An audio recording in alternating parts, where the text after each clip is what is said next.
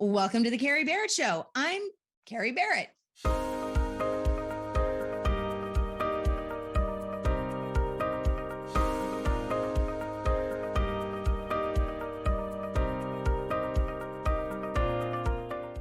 Thank you for joining us for this episode. It is a pleasure to introduce you to one of the coolest people I've met over the last couple of months. This is Deven Gillen. He is in charge of business development at a company called Story, a company I happen to be a big fan of. We're going to talk a little bit about what they do and why it's important in a moment. But basically, in a nutshell, Deven, Story is a company, a platform that helps business owners, companies, etc., succeed on social media and on YouTube. And it is fantastic to have you with us. Oh, I'm excited to be here. Kerry, we've been working with for a couple months. I actually learned that Kerry was a news anchor here in Utah. What was the I was at KSL, which is the NBC affiliate in Salt Lake City. Okay, and I'm in Eagle Mountain, Utah, so it was cool. And then how long did you live here again? I lived there from, oh my gosh, you're testing my memory. It was a long time ago, 2003 to 2008, and then I headed back to the East Coast. Cool. So it's just kind of cool how it worked out. But Kerry is a video coach. We help with video editing, social media, YouTube, the whole thing. So yeah, now I'm excited to dive into it, see how we can give some knowledge and some value to your audience. Absolutely. And I'll encourage the audience to stick around until the end because we do have a discount code that we're going to share for listeners or viewers of this podcast that can help them get access to what Story does and how Story can help them. So all of that in just in a second. I want to talk to you before we jump into anything else about short form video, which, holy cow. I mean, I would say, tell me if you agree, even in just the past couple of weeks, the desire for it, or the social media beast, if you will, is calling for more short form video. It seems like, is that accurate, or am I just exhausted? Yeah, and not only that, so what I've seen is not only short form content, but high quality short form content. Because when ChatGPT came out 3 to 5 months ago, there were apps and different software where you could throw in short form content. It would spit out a video, it'd give you subtitles, a little bit of editing, but it just wasn't good content, right? You could tell it was done by AI. And then you had AI writing posts on LinkedIn, on Instagram, on Facebook, and you could tell it was AI. So there's been a lot of people interested in getting high quality video content because these algorithms are getting smarter where if they just see poor content, it's not going to help you grow your business. But if they see high quality, good, valuable content, that's what's going to grow your business. And a lot of business owners are realizing that you don't have to spend ads to grow on social media because of how the algorithm works, where it's based off of likes and interests and not who you know. So it's an interesting time right now that we're seeing. It is. And I think too, you mentioned something that's really important. Yes, AI can shave a lot of time off of certain elements of your content creation, or at least your ideation, certain topics. It can maybe help you figure out what some of the key words are. But at the end of the day, my thought is yes, it's helpful, but it's a double-edged sword because as it continues to compile information, and I don't want to go down a huge AI rabbit hole here, but it's relevant to video, as it begins to compile and educate itself on what people are saying and what they're searching for and how they're talking about it, it's going to become more generic. And the content is going to become more diluted because there's so many inputs that it's eventually just going to be sort of like background noise. At least that's my guess. Yeah. And so having that real, authentic connection is going to be something it's going to have to be delivered by somebody with a face, somebody with a voice, and an actual person, like a warm person with a beating heart inside of them. And that's where video, I think, is just, we think it's growing like gangbusters now. My guess is that we haven't even really scratched the surface. Yeah, and I think what's interesting about video too, the reason why people started recording videos because they could grow their following, they could share their stories. When ChatGPT really exploded, it gives you scripts, but you can tell it's written by ChatGPT. And we have to leverage your stories. What's the experience that you've had in the past that you can leverage to tell your followers and establish that authentic message? Because when you post a video on social media, your audience is gonna have this idea in their mind of who they think you are as a person. So either that's high energy or low energy, and then they're gonna meet you in person. And if you're not the same as you are in person, they're gonna think you're a lie, right? You're a fraud. So if you're someone on social media that records super engaging, like you're just over the top excited, and then they meet you in person and you're super monotone and just like, doesn't have an exciting voice, they're going to see two different personalities. So ChatGPT can help you enhance your video scripts, give you an outline, but don't use it for the full script.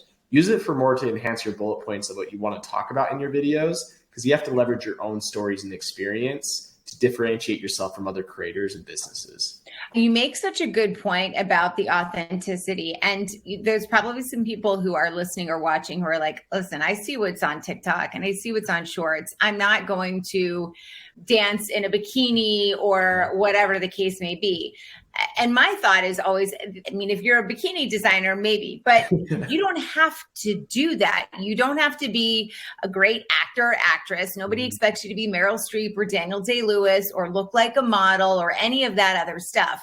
It's really just understanding how to deliver on video and then sort of taking your story and what makes you authentic, which I realize is a word that is also somewhat diluted at this point, and putting it out there. And I always say to people, who are hesitant, because like me, maybe they're shy, maybe they're introverted. I'm both of those things, but creating video and using it on social media is basically one-to-one communication, but at scale. It's a way you can accommodate and scale your message and your network without having to go through all of that stuff that you hate because you are shy and you are introverted. Would you agree with me? Yeah, totally. And I think too, just a few stories of my own experience, going back to like your first sentence where you need to dance and do the trends. It's funny because this is my own personal story. I was doing an event. I was speaking at an event a couple months ago, and it was a real estate agent. One of the real estate agents said, the only videos I see is girls dancing. And it was funny because he didn't understand how the algorithm works. So it was kind of awkward, right? Because I'm like, well, this is how the algorithm works. It's based off your likes and interests. So if that's what you're watching, that's what you're going to see. But my feed is more like podcasts, business owner, entrepreneurship. So that's the content that I see. So a lot of business owners are afraid because they're like, I don't want to do that. I don't want to dance. You don't want to hit that audience anyways. You need to hit the right audience that wants to be educated, wants to grow their business. So think of it as like a wavelength. What wavelength are you on? Are you the one that's trying to create dancing TikToks and that's the audience you want to grow? Or are you actually trying to grow your business?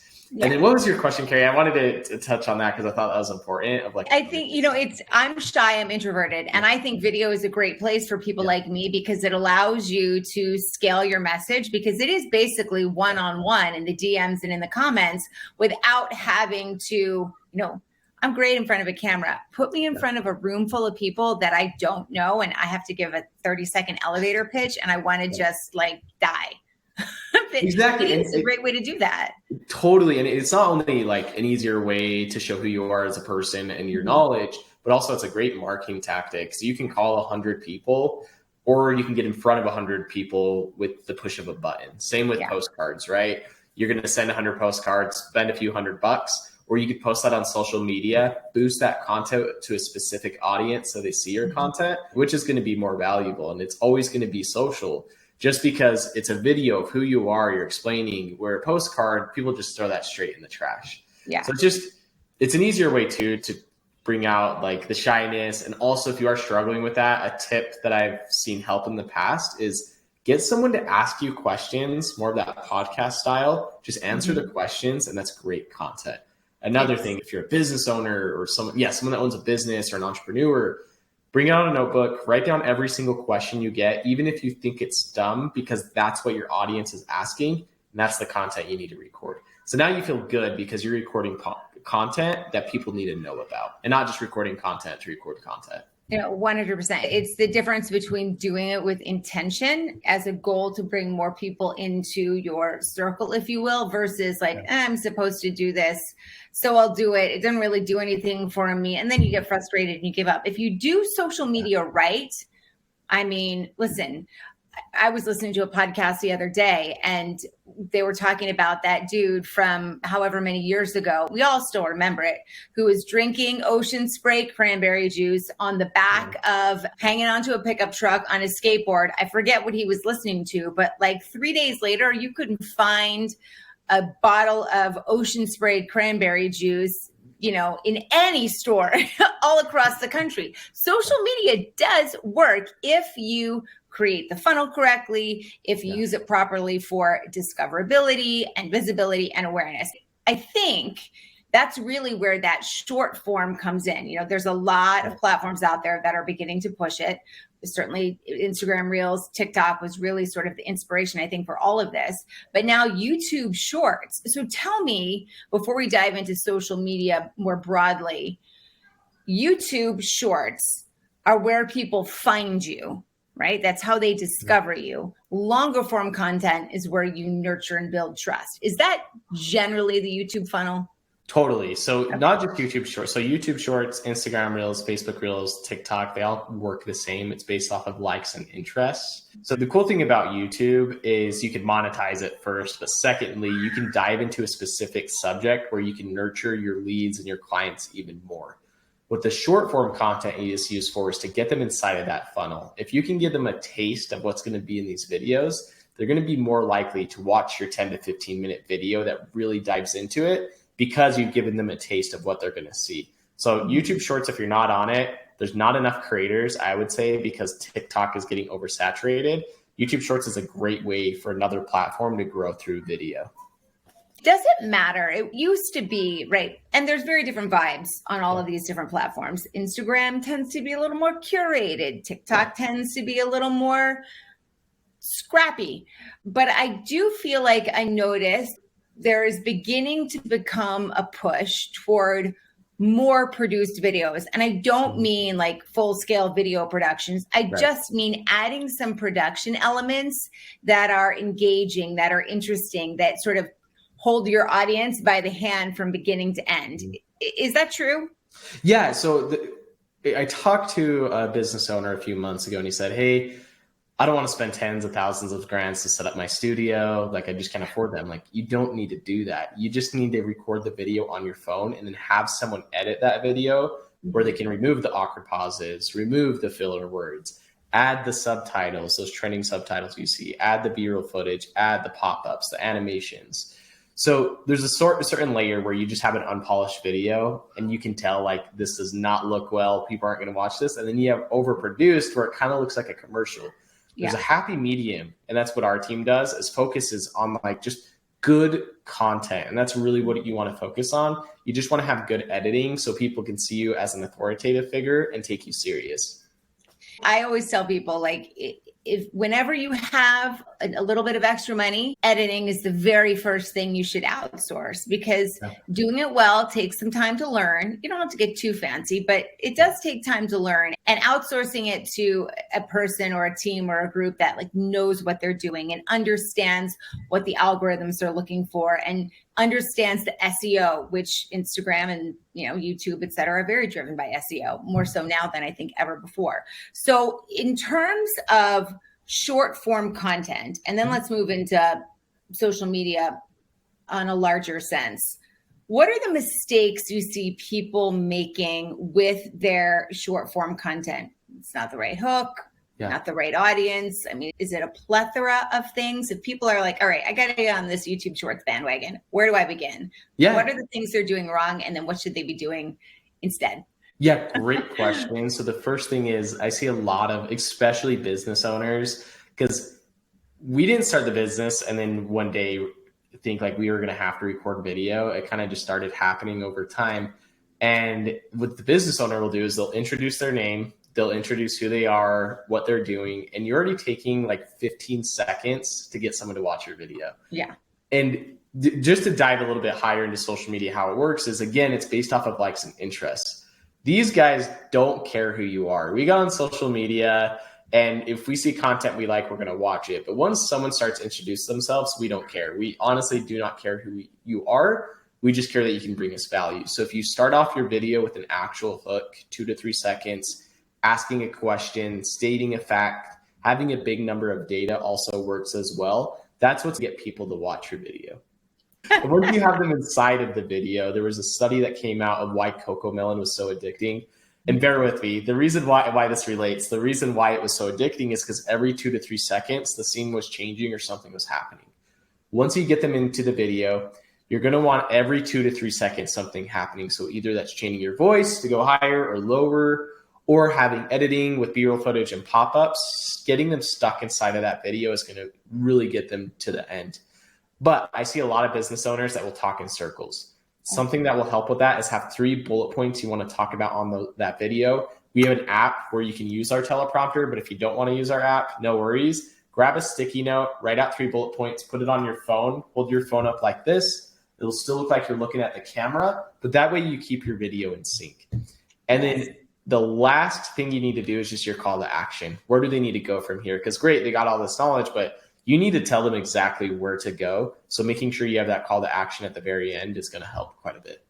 Oh my gosh. I mean, we are speaking the same language, because the beginning of your video is not an elevator pitch. Yeah. That is not how you are discovered. It's not going around a networking meeting and saying, hi, I'm Kerry Barrett. I'm the owner founder of Kerry Barrett Incorporated. I teach blah, blah, blah, blah, blah. Thanks for listening. I'm Kerry Barrett. Here's what we're talking about today. Like, that's not how it works. And by the way, they've already found you. Don't tell them what you're good at. Show them what you're good at by delivering in value. And then if they want more, and if your content's good enough, they can go click on your profile, if you have that set up correctly, which we're going to talk about in a moment, and find everything that they need to know about getting in touch with you, what your products, what your services are, et cetera. So thank you so much for mentioning that. And you mentioned the editing thing as well. If you look at movies like edited today, like movies that are coming out now versus movies that even 10, 15 years ago, you'll notice the same thing. The shots used to be much longer. Now they're shorter because they realize the average consumer or viewer needs those dynamic scenes or those dynamic cuts in order to maintain their attention. It's not as simple as getting up in front of a camera and spitting out some stuff and hoping that somebody's going to stick around and watch it. I think that's so important that you mentioned that. And in terms of the scripting, 100%, because when you have 15 seconds, there's no room for deviation. If you have 30 minutes, if you're doing a live stream or a sales webinar or something, there's room for some riffing. But if you have 15 seconds, you better stay on your mark and not deviate. So thank you for mentioning that, because you're preaching to the choir. All right. So now that we see what people are doing in terms of their mistakes with their short form content, let's talk about social media as a whole. And I want to start with your thoughts on where it's going, like the trends that you're seeing, what you expect to pop up on the horizon when it comes to video content specifically. Yeah, no, great question. So if you're a business owner, an entrepreneur, I feel like that's the main audience that Kerry, you help with. There's a statistic that came out from HubSpot, and it was 83%. So 4 out of the 5 people you talk to on a sales call, networking event are going to go check you out online. Most of our demographics for business owners are going to be on Instagram. It's your digital business card. So just know that of why social media is so important is because if you don't have a digital presence, you're not providing value, they're going to go to the other person. With that note, why video is so important is because compare the 2 profiles. So think about this, just imagine this in your mind. You have Deven, who has video on his profile. He's providing value. He's telling you how to do certain things for your business without charging a thing. You have the other guy or girl, they're on social media, but they're not doing video. They're just posting. So imagine them as a real estate agent. They're just posting just listed, new listing. Hey, I got a great review. What does that do for their audience? You're just talking about yourself and not about your audience. So that's why video is so important, is because we want to provide value when people come check out your profile, because they will. And just a tip that will help you if you're going to take anything from this podcast is do this. Write down 3 common questions you get asked, record those videos, post those videos on your profile, and you can pin posts on Instagram and TikTok. Pin those to the top of your profile, and in your thumbnail, have that be the question. So for an example, why should you be on social media? If they click on that video, they're already going to know why. Now they're going to figure out why they need to be on social media because that was on the thumbnail. Does that help, Kerry? Absolutely. And it makes it really easy for them to understand what you're helping with. Oh, why should I be on social media? Oh, all of these reasons, maybe I should talk to Deven, or I should talk to so-and-so about how they can help me facilitate all this. What are the mistakes that you see people making across social media as whole?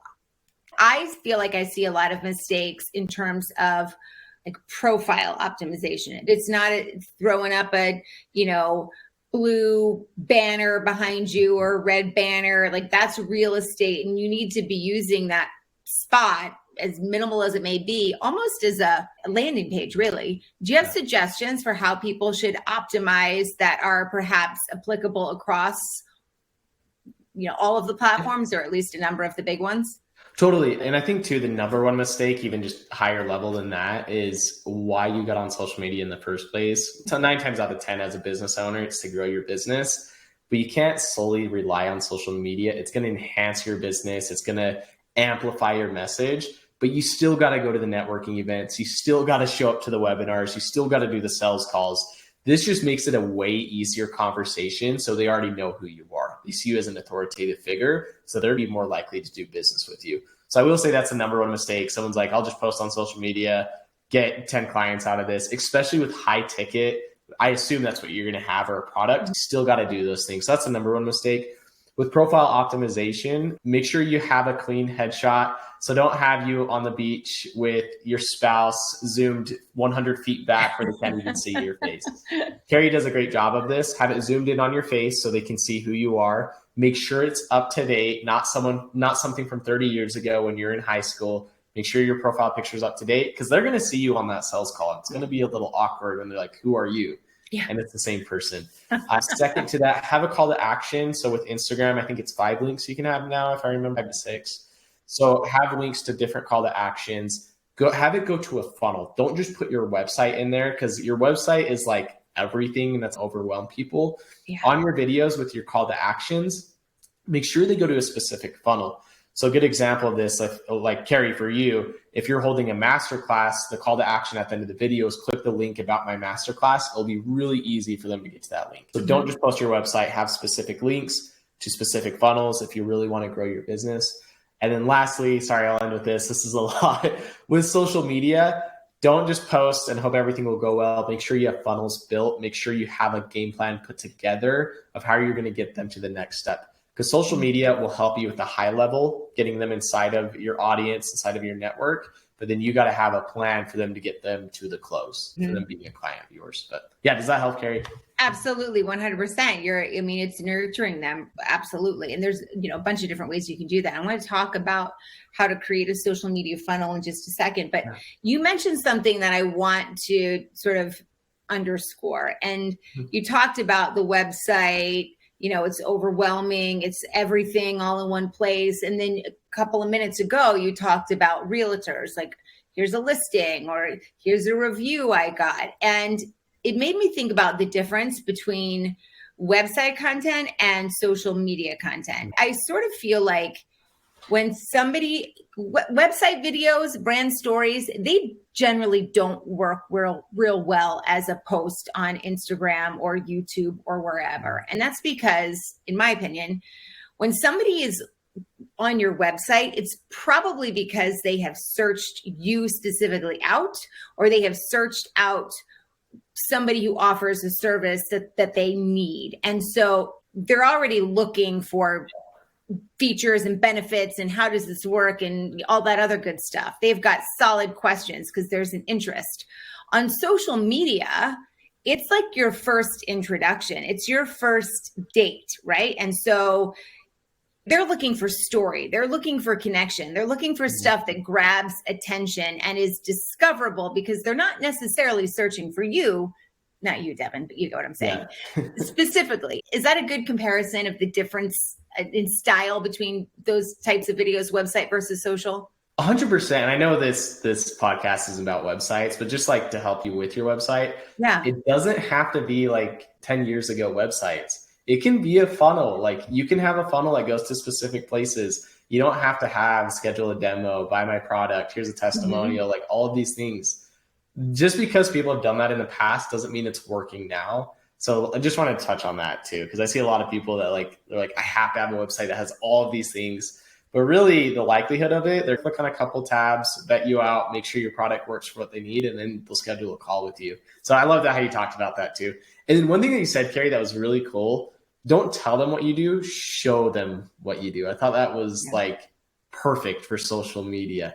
Don't tell them that you're a successful business owner and you've done these things. Show them how to become a successful business owner. That's how you have raving fans. So Thank you for mentioning that. Go on. Yeah. So let's talk about, now that we talked about, profile and optimization, let's talk about social media more broadly. How do you go about creating a funnel on social media, bringing people into awareness and then nurturing them through purchase or conversion? And I'm sure it probably depends on the platforms. A lot of it happens in stories or DMs on Instagram. Maybe somebody signs up for a lead magnet that you give some tutorial around on YouTube or whatever. But generally speaking, can you give us some details about what we should be thinking about when we're setting up a social media funnel, and then how to nurture somebody once they're in there? Yeah, I can't show you, but I'll show you through audio, through voice, if that makes sense, what we do. So we have our top of funnel content, right? That's going to be just educational content on social media. Our call to action goes to a specific funnel. Inside of our website, we use this tool. I think it's called Lead Post, if I remember correctly. If they don't fill out their information, but they visited our website, we can still email them and grab their information, which is really cool. Because now we have an email that goes out and says, hey, I saw you visited our website, but you didn't submit your information. What were you looking at, right? So it's a little creepy, but it gets still done. Just make sure you have your unsubscribe link. Make sure that everything compliance related you have inside of there. If they do fill out their information, however, that's when we take them to the next step. We want to take them to a sales call or potentially close them on that call. And then afterwards, what social media is great for, they're not going to know everything from that call, even after being of a client. So it's just a full circle. We're still going to educate on social media, how to be successful online. So you see social as top of funnel. You have your middle of funnel and then your bottom of funnel, but then it also just goes back around because they become a raving fan because you're still teaching them what to do on social. Does that help a funnel? Absolutely, 100%. And I always hear people say you give all the content away for free. And I'm like, no, that's just tactics. Where you're walking your client through specific problems, that's your service. So I always sort of say, give away your tactics, because that's what shows authority. And then you help them bring all those pieces together. Right. And the successful business owners, they're not going to have time to implement those tactics. So if they can see you as an authoritative figure and you know what you're doing, they're going to sign up with you a lot easier than you not sharing those tactics. Because they don't want to do it themselves. Yes, exactly. Because it is a big pain in the rear. Trust me, I've been there. I've tried to do way too much on my own before. And then I realized I got to outsource this. This is ridiculous. Yeah. So let me ask you this. As we approach the end of the show, and I could talk to you forever, and I learn something new from you every time that I do.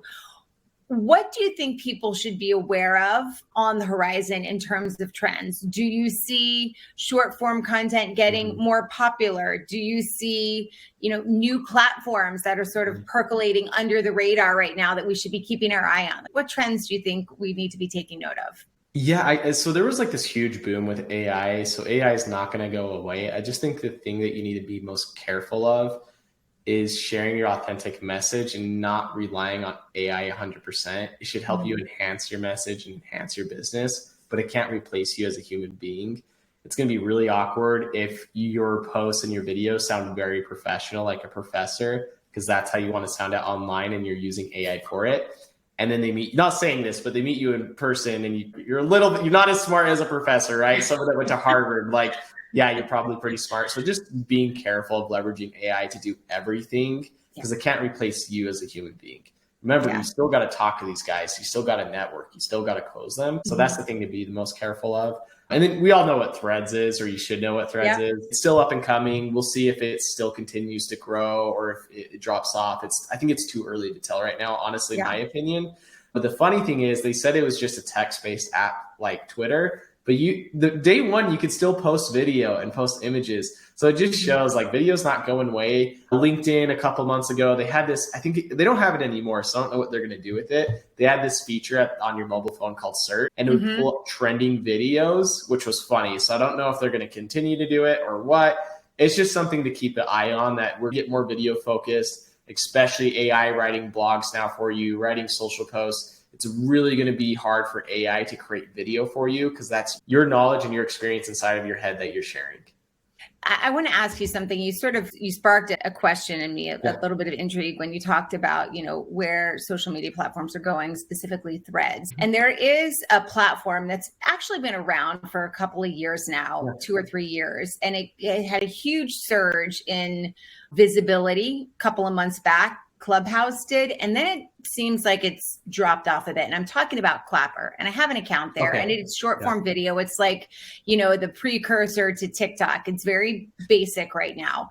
And who knows where that's going to go. If it continues on its trajectory, maybe not that far. But how do you assess what new platforms you should be jumping on? Yeah. What is the right platform for you, whether it's multiple platforms? Can you give us some guidance on that? Yeah, I wouldn't really think of it like what the platform does. What I would really look at is your ideal clients on that platform. So a good example of this, there's less people, like younger generations, younger than my generation, which is funny. Like they're not on Facebook and Instagram. They're on TikTok. They're on Snapchat. Is that your ideal client? They're on Threads, right?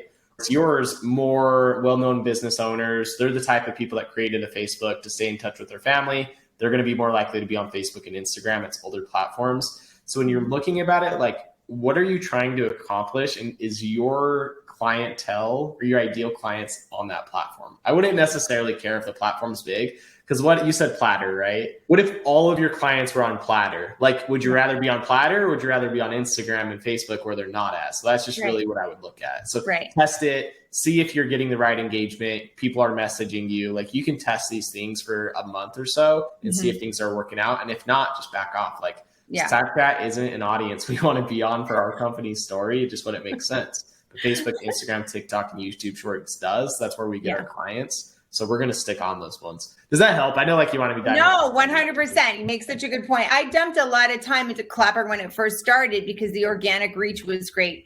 Granted, there were some parameters that I had to articulate that were a little dicey. Like, do I want to see, not see for work content? I'm like, who is on this after all? But the growth was pretty quick.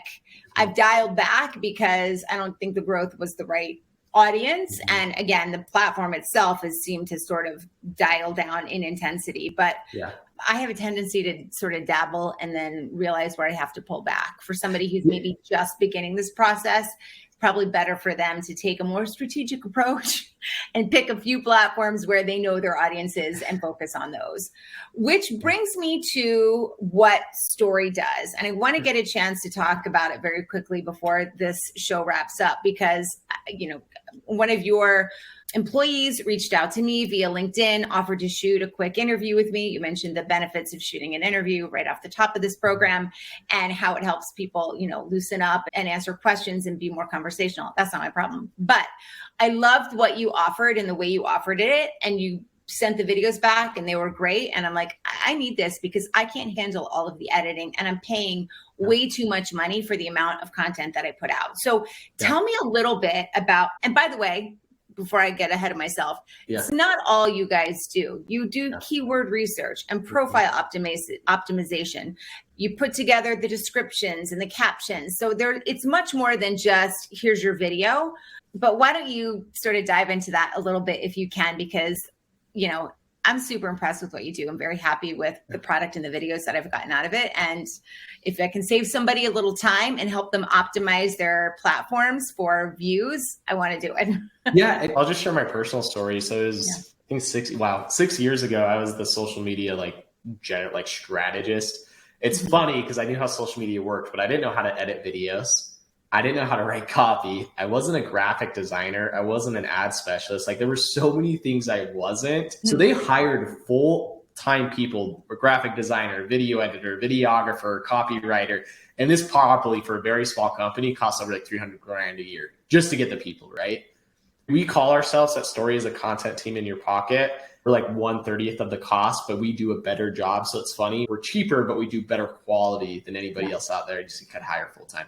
So if you think of yourself as a business owner, do you want to go and network and grow your business? Or do you want to do these following steps? And Kerry, I'm sorry, but I'm going to explain every step real quick because like then you'll start to understand why you need a content team. First, you need somebody that's going to help you come up with a strategy, right? Like what are the goals we need to go for social media? What platforms do you need to be on? So you have an account manager with our team, social media strategist. Second, and this is, I'll talk about YouTube too. It's related in the same. Second, now you need somebody to help you script your videos because you're not going to be able to come up with the content. I know there's AI, but if you put in like, create me a 1-minute video on how to talk about video, it's going to do something like this. Opening scene. You're walking into the living room. I have the script. Right. So like it does like this thing that's not focused on social. Yeah. We actually will give you a script to record. It will give you a hook, bullet points, and a call to action. So now you have someone that's like that we're helping script out the videos.